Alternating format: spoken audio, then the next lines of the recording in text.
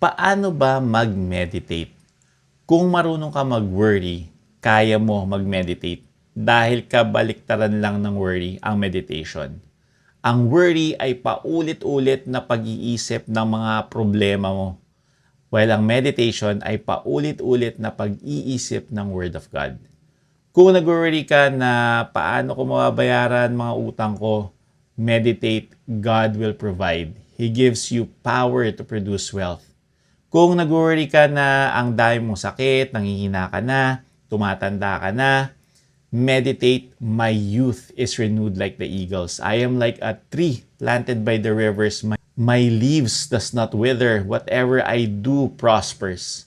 As my days, so shall my strength be.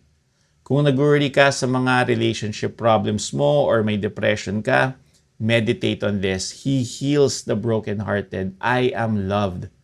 Huwag mo sayangin oras mo sa pag-worry at pag-doom scrolling sa mga negative content sa social media.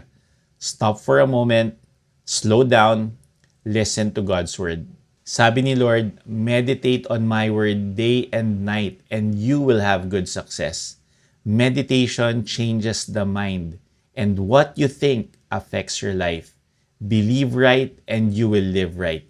So today, choose meditation over worry. Fill your mind with truth. Replace fear with God's promises.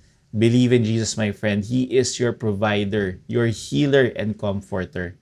Comment this declaration. I meditate on God's word. I don't need to worry. Blessed to be a blessing.